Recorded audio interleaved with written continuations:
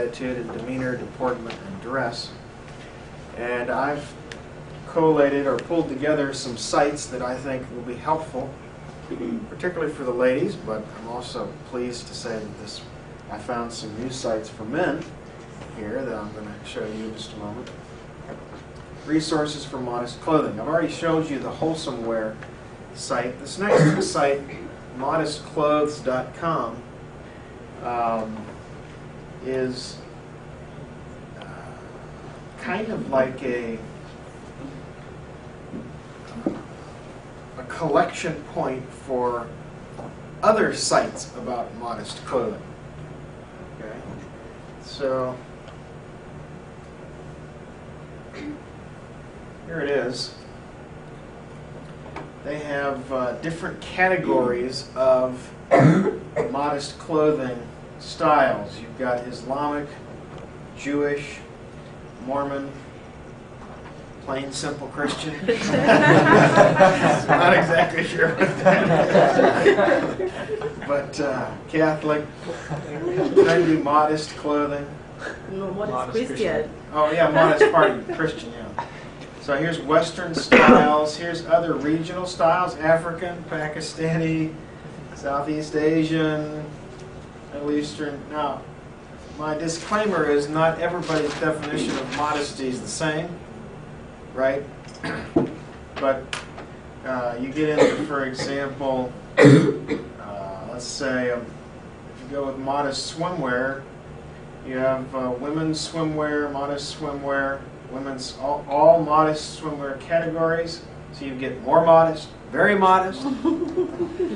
Actually, this is swimwear that meets Muslim standards. So you get, for example,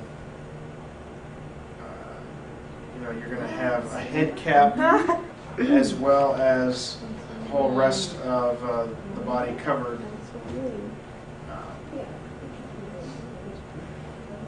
Let's see, modest swim and sportswear. You're kind of scared when you look these things up. What's going to show up on the screen here?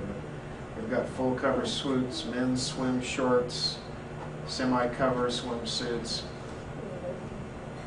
I think I was here at movies.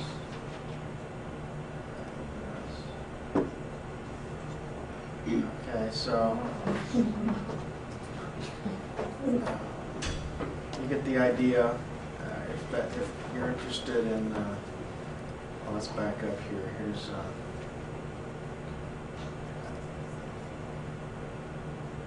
yeah, Splash Gear was pretty impressive.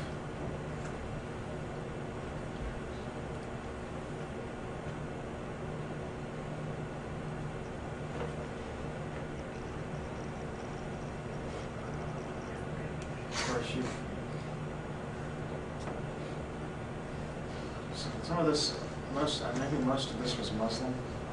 You get the idea of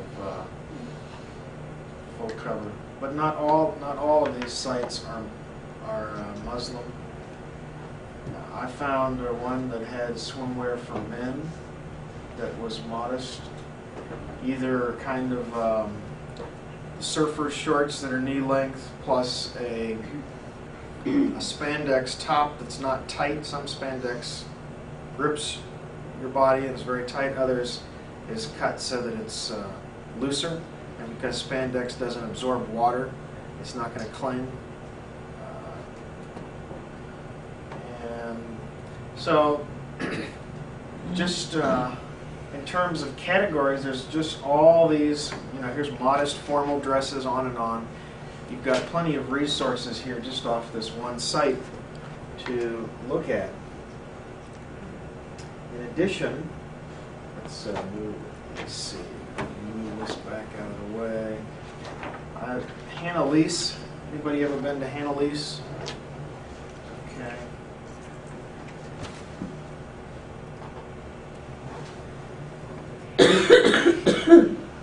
Pretty nice selection. Their byline, modest fashion without the frump. And so they've got dresses, jumpers, skirts, tops for women, girls, and modest wedding gowns, various kinds of options. Okay. So, you know, everybody's style tastes are going to be different. The point is not to affirm their styles so much as point out that there are opportunities here. Here's Modest Apparel USA. Culottes, skirts. Question? Yeah. What is that? What is frump? Any of you girls who use that term, how would you define it?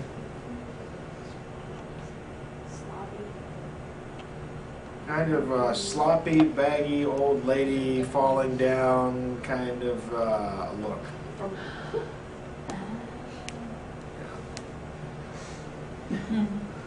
If we want something a little more, well, I guess I don't have that. This doesn't.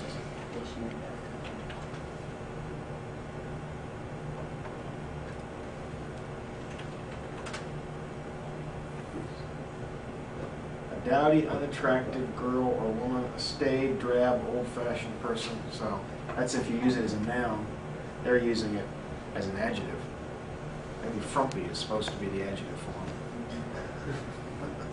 Okay. If you don't know what the word dowdy is, you can look up that. Okay. Let's see. And then dressing for his glory. I was interested in this site. Oops. I'd never heard of skirts before. Maybe the ladies have. But skirts are a skirt with a pair of shorts underneath them, usually knee length, specifically for younger girls or teens who are going to be very active doing cartwheels, handstands, other kinds of activities that would generally be problematic for modesty. And so they've got quite a bit of number of collections. So culottes, skirts, shorts, even swimwear. Their swimwear is a little different, but than the others that I've seen. So the point is that there are resources, and if you don't like what they're doing, you're seeing enough options for creativity. Maybe that'll spark your mind. They have patterns. They tell you the kinds of materials to buy, the places to buy them. And so there's good resources. Now, the question that comes to my mind is, what's all this hoopla about? Is this just something new?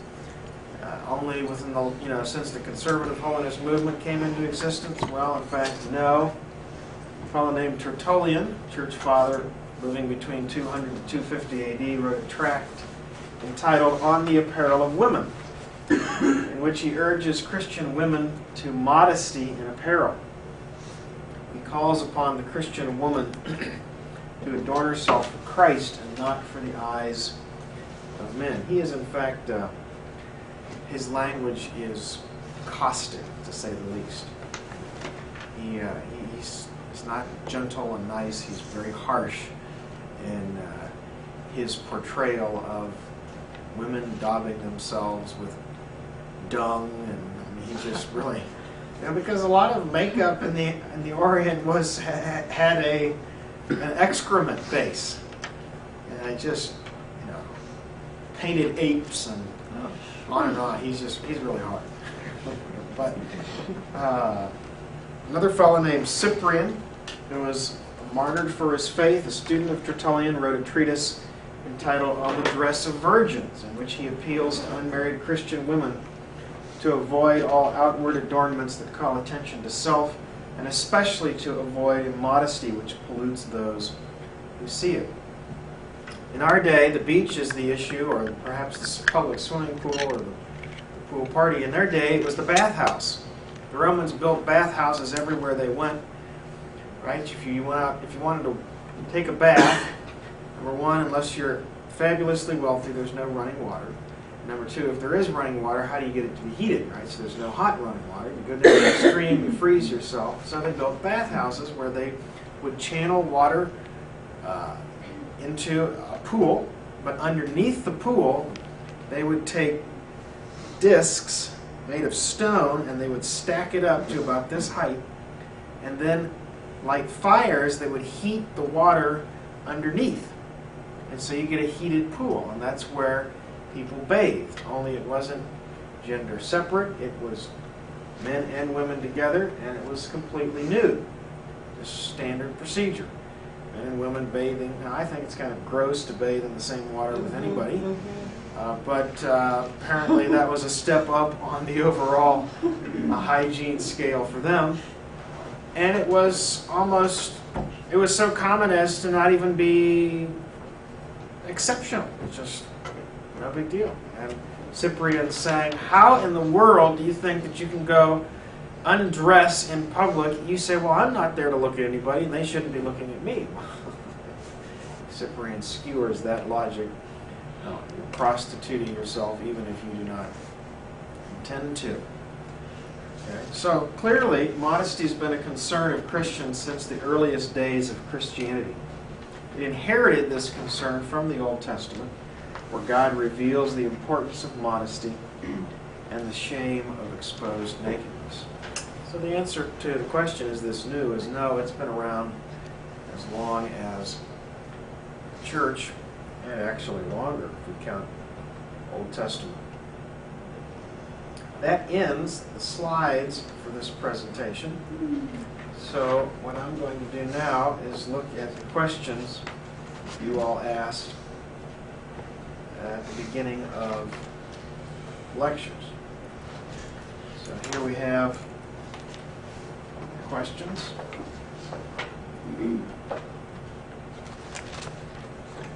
What is modesty?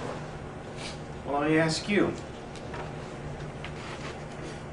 Is it true that modesty is covering nakedness? No. Partially true. Okay. I should have said, is it true that all you have to do in order to be modest is to cover nakedness? And then the answer would be no. What else do you have to do besides covering nakedness to be modest? The attitude of the heart. Okay, and what is that attitude? Glorify God. That's part of it, but that's not what I said. It's an attitude of shame or embarrassment that keeps one from wanting to do an unworthy or dishonorable thing. Now, the positive side of that would be wanting to glorify God. That's true. Okay, so that internal attitude then expresses itself not only in covering nakedness, but how else?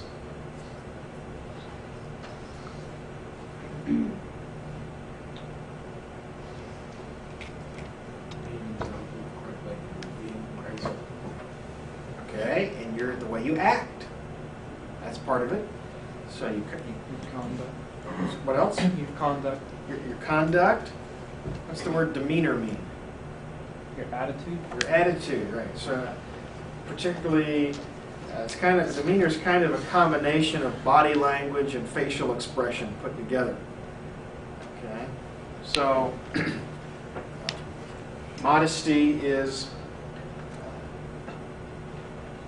the combination of all these things, the attitude of heart expressed in the outward way you act, the way you present yourself, the way you dress. Okay, so what about shorts? Well, as long as they're covering nakedness, you meet the bare minimum, no pun intended, but then you have to look at your context, right? Your cultural context, your religious context, and because modesty also involves culture. Some cultures, if this is the biblical minimum, some cultures establish their modesty boundary way out here. And a pair of shorts would be considered, even knee-length shorts, would be considered grossly immodest. So you can meet the biblical minimum and still be immodest, depending on where you're at. So you have to determine that, learn that. What about sleeve lengths? What did I say? What's the general principle about sleeve length? Just so long that the torso is not seen through Yeah. the opening on the sleeve. Right? And there's a second principle. You're not wanting to call attention to your body. So you could probably have a cap sleeve that came right here to the shoulder, grabs your arm tightly enough that nobody can see in, but the exposure of the total arm is going to draw somebody's attention away from the face toward the body, which is, I think, a good reason to consider that in modest, if not even though it's not the exposure of nakedness. Okay. What about splits or slits in skirts? If the skirt comes below the knee and the split doesn't go above the knee, is this a problem? Well, I think most of the people that I've heard from the pulpit address the issue of splits haven't had the courage to address the issue straight on, so they kind of take the shotgun approach, and all you people who wear splits, ungodly, blam! They just kind of blow everybody out of the water. Tell you what, before I say what I want to say about this, let me pass this out. I think this will reinforce what I'm about ready to say. This is a handout titled 10 Crimes of Work Fashion. And this was written for the website careerbuilder.com. I got permission from the author to make use of this. And this is interesting. This is a secular lady writing about how men and women ought to dress when they go to work, or how they ought not to dress.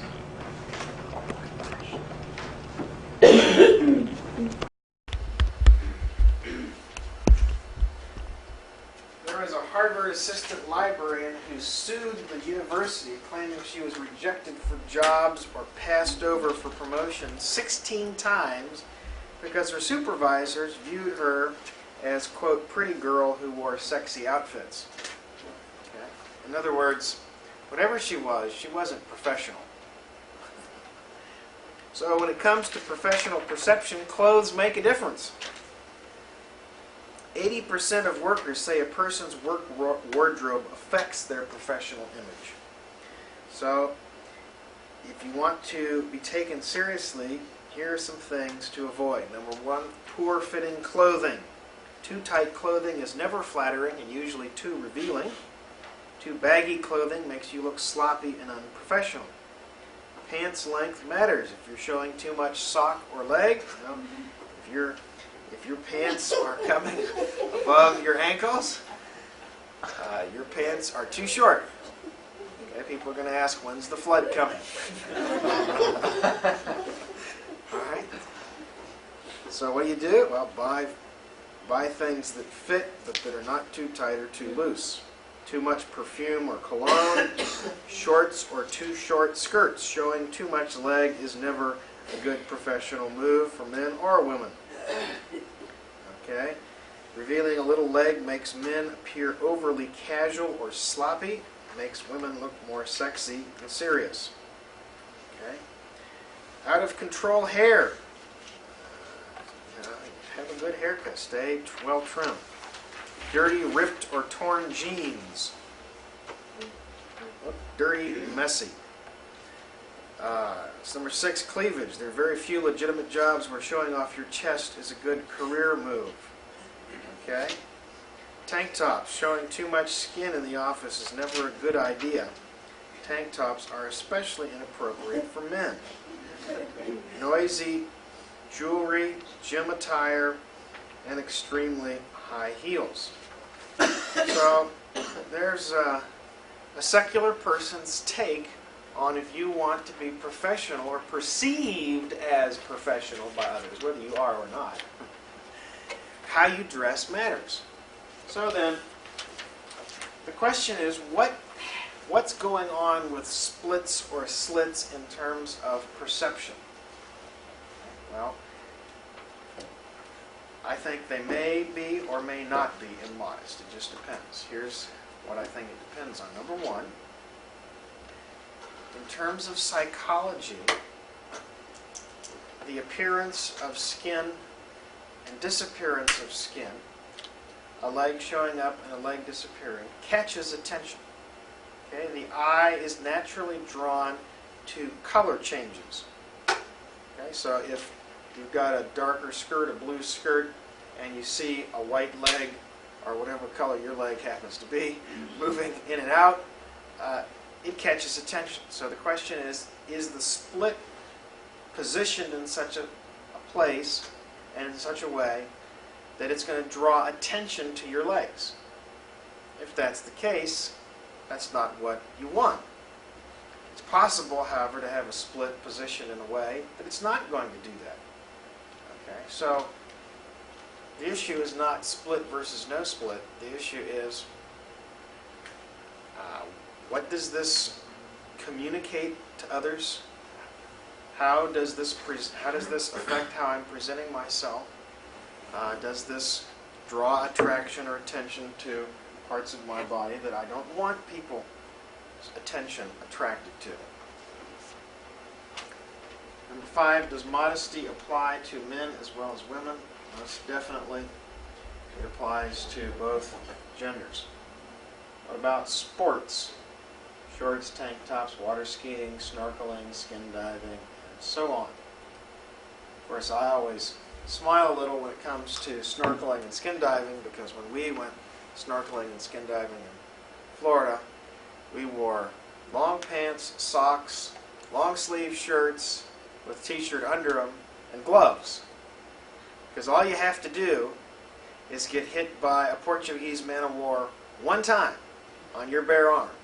And you don't ever want a bare arm floating out there in the water. Or have a boat come by and its backwash jams you up against a piling that's got barnacles all over it. And you get sliced and diced to pieces. So actually, it didn't have anything to do with modesty. It had to do with self-protection. Although, I was concerned about modesty as well. So, what is the answer biblically? What about sports? What's the answer going to be?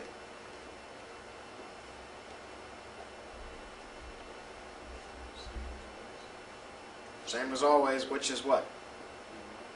Okay, well, nakedness is covered at the minimum, and then wherever you're at, culturally, religiously, you're going to take that in hand as well, into consideration as well. So, tank tops, as far as I can tell, almost always involve the exposure of the upper body to one degree or another, so they seem to be out. Water skiing, hey, you can water ski with a tie on, okay? If you want to.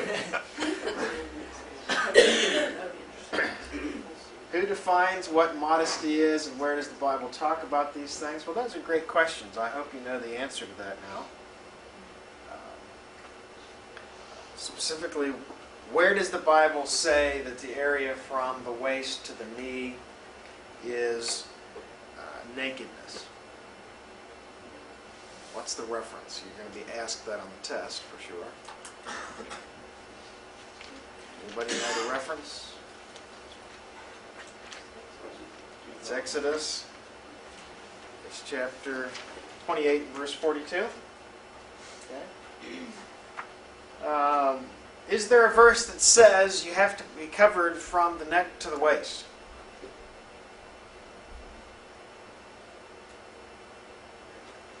Somebody's shaking their head yes. Sorry, the answer is no. There isn't a verse that says you have to be covered from the neck to the waist. Is there a verse that says you have to have your torso covered?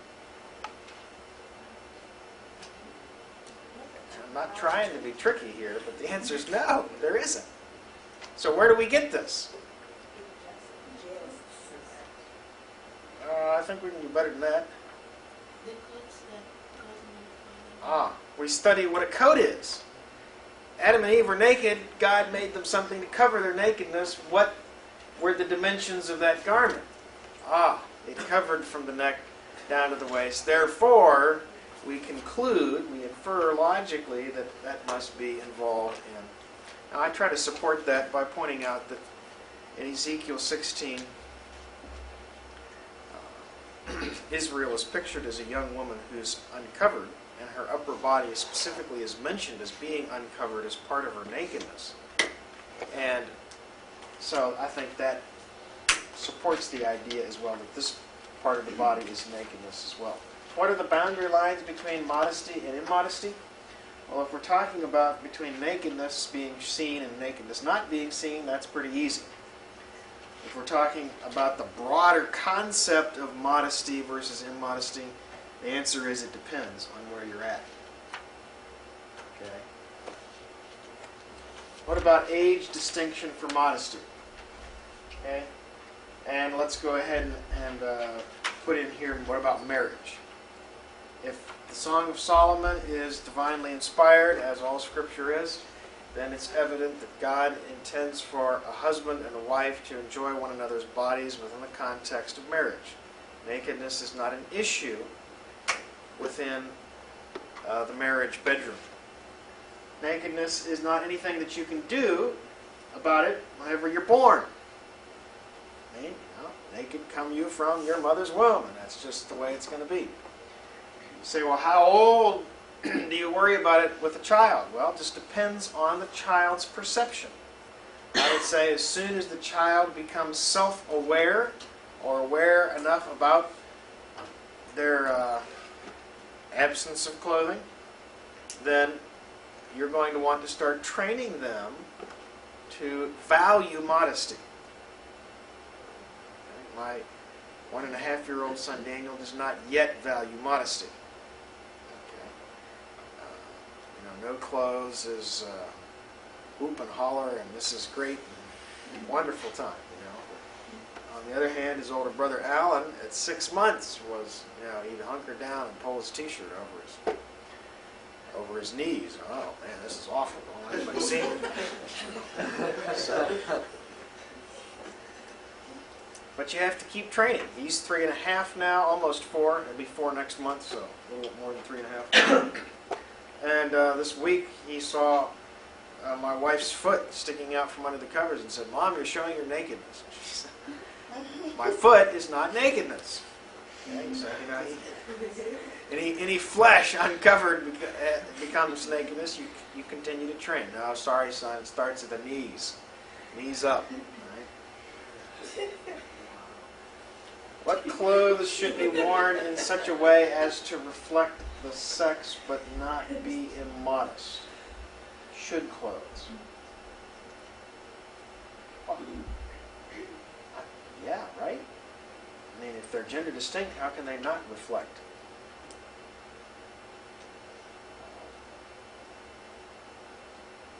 To be immodest is where the clothes will either be too tight or too loose and allow vision into those parts of the body that are considered nakedness, or call attention to those parts of the body. So, yeah, definitely. What about shoes and sandals and open-toed shoes? Well, let me ask you. Do shoes and sandals or open-toed shoes, does that fall within the boundaries of what the Bible describes as nakedness, or within the larger parameters of culturally determined modesty? Yeah, culture. So in Korea, you better keep your toes covered, ladies.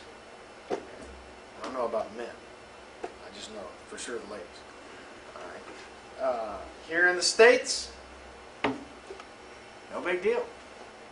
Unless you're at a place where it is a big deal. And you gotta find out. It's not a big deal around here, as far as I know. I mean, do we have any rules about this here? We do? What are the rules? Closed-toed? Closed-toed, Okay. All right, so sorry. I was ignorant. From a biblical standpoint, not an issue. Why it's ever been an issue, frankly, I haven't the slightest idea. I've heard one explanation that was such a pathetic, horrible explanation that I refuse to repeat it. Okay. And So, all right, number 12. Here, why are nylons considered modest apparel? Honestly, I don't think it's modesty. I think it's professionalism. So, you look less professional without them than you do with them, at least in our culture. But modesty? Really? I mean, they've got them now where you can get them the exact same color of your legs so nobody will even know that you've got them on. So what's the point of wearing something that can't be seen? You know, the emperor's new clothes, kind of.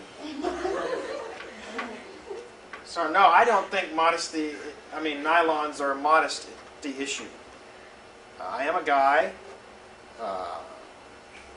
I've seen some girls who had obviously been to a tanning salon, and it looked like they oiled their legs or something. Anyway, they were very shiny, sheeny, and they were calling attention to their legs.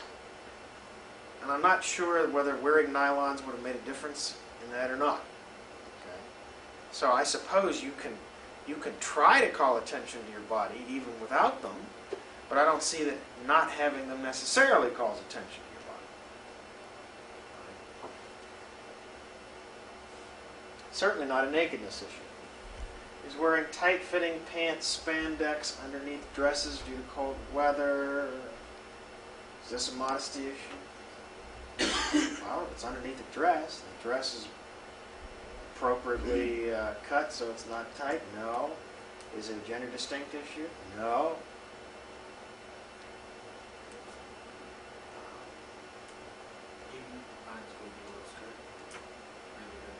Pants go below the dress? Just probably depends on the culture where you're at, whether it's going to be considered violating a gender taboo or not. I don't see that there's anything inherently. Remember, the Bible doesn't say pants are men's apparel. Right? The Bible says you're to be gender distinct in your apparel. And that's culturally determined. So 14 is the same thing as 13, I think. Should men say anything to their wives about their clothes? Oh, definitely. Should fathers say anything to their daughters about their clothes? Yes. Why? Well, because daughters aren't men. And women can't think like a man unless they've heard what a man thinks like. They can't see like a man unless they've learned how a man sees. So yes, definitely should be trained. Heard it mentioned that we're supposed to keep the torso covered. What is the torso, right? Cut off your arms, from neck to the waist. What about the same gender modesty guys dorm? Well, I gave you my understanding of the Noah story, that it seems to suggest that same-gender modesty is an issue, even within a family, as implied by the divine blessing on Shem and Japheth, as opposed to the curse upon Canaan's son Ham. Upon Ham's son Canaan, pardon me. Is modesty culturally determined? Well, yes and no. Yes, when it comes to beyond the irreducible minimum. No, when it comes to the irreducible minimum. Do you have questions that these questions have raised, or the lectures have raised, that we didn't get to here?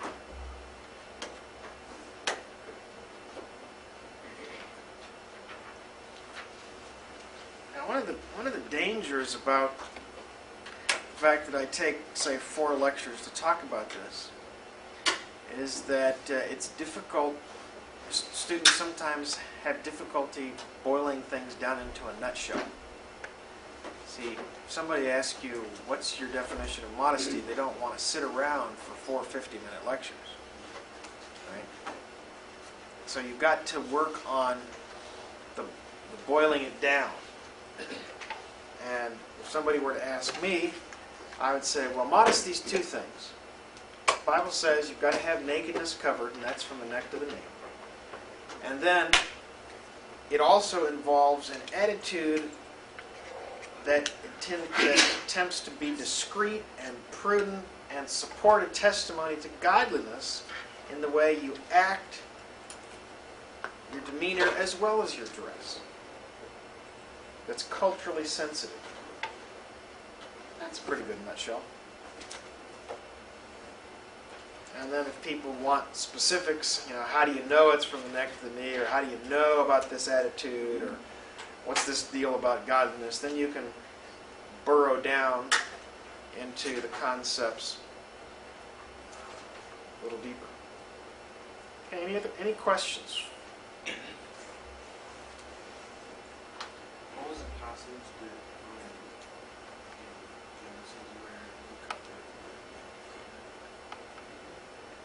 The coat is mentioned in Genesis 3:21.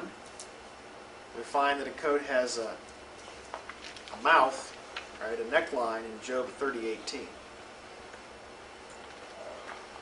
I'm pretty sure that the study guide for Test 2 is already online on the web. So if you want to see the questions that you need to be working with, you can go to the website and look at those. I'll upload my PowerPoint slides both to the website and the portal, as well as my typed out notes. I'll upload both sets for your use. All right, if we don't have any more questions, we'll call it quits for today.